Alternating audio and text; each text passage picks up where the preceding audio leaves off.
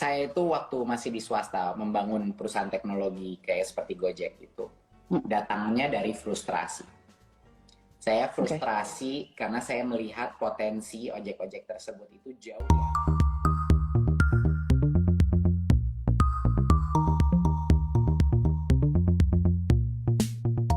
So I have to ask, why are you very passionate about education? I mean, sebelum ada jadi menteri-menterian ini, sebelum ada gojek-gojekan ini, as Nadiem Makarim, the person, why is it so important and special for you? Why education, particularly out of all bidang yang ada atau industri yang ada di dunia ini?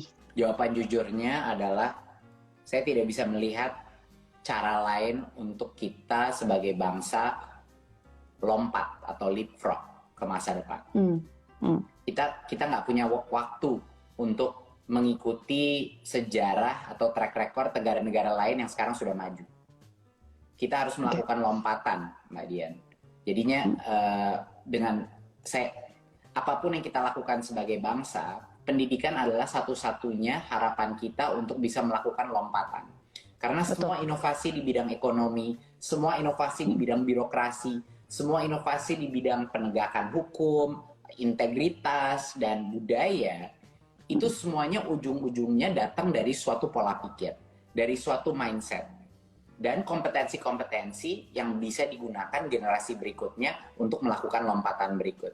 Jadi menurut saya Mbak Dian, generasi kita ini sekarang dan generasi ke atas, itu sudah ya mungkin terlalu telat lah kita untuk bisa melakukan lompatan yang besar. Kita sudah dewasa, kita sudah punya opini, kita sudah punya bias-bias kita sendiri.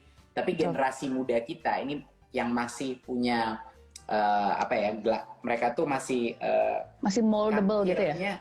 Cangkirnya masih kosong, Mbak Dian. Gitu. Jadinya bisa. By the way, aku agak sakit gigi kalau dipanggil Mbak Dian sama orang Nadiem Makarim. Dian aja boleh gak? Gue kayak, kayak kita udah kenal udah lama Mbak Dian tuh gue kayak, oke, anyway. Jadinya menurut saya itu Dian, ya menurut saya pendidikan itu dan apa yang kita maksudkan pendidikan itu bukan hanya sekolah ya. Di benak saya itu pendidikan itu bukan hanya sekolah. Pendidikan adalah juga peran orang tua yang luar biasa pentingnya. Bisa dibilang lebih penting lagi dari sekolah. Adalah peran orang tua sebagai pendidik utama. Dan juga pendidikan yang kita dapatkan dari masyarakat, dari budaya di sekitar kita, dari TV yang kita nonton, konten yang kita konsumsi, dan lain-lain. Itu adalah semuanya pendidikan. Jadi, menurut saya transformasi bangsa ini harus berawal dengan transformasi pola pikir, dan menurut saya pendidikan adalah jawabannya untuk mencapai. Okay. To probe that question, okay, so you're very passionate about pendidikan in general karena you believe bahwa dengan masa depan bangsa ini itu kuncinya dari pendidikan, oke? Okay? Berarti sebenarnya what you're very passionate about adalah kemajuan bangsa ini kan sebenarnya. Can I ask you about your own dream about apa sih tujuan gini? Let me formulate my question. Jadi gini, kalau misalnya apa sih mimpinya Nadiem Makarim tentang the future of bangsa Indonesia tuh yang bagus tuh yang seperti apa? Itu pertanyaan yang bagus sekali, Dian. And very philosophical. Sangat. Tapi mungkin jawaban saya nggak akan terlalu philosophical.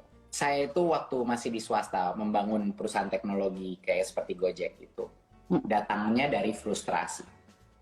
Saya frustrasi karena saya melihat potensi ojek-ojek tersebut itu jauh di atas apa yang semua orang yang lainnya melihat. Gitu.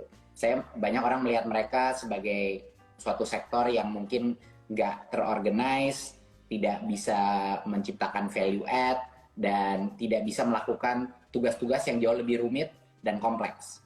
Menemuin jalan, ya kan? Iya. Tambah-tambahin macet. Gitu. Ya, sentimennya negatif.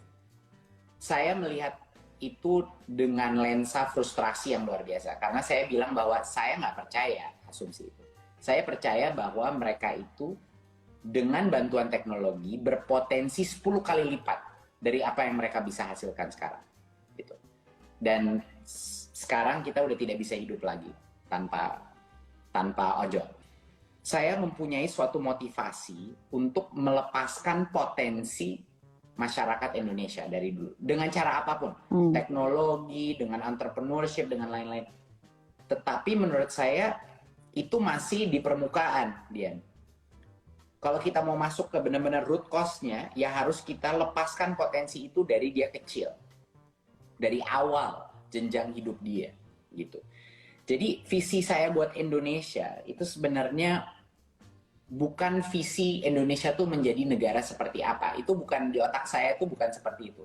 Lebih mengenai manusia Indonesia itu seperti apa.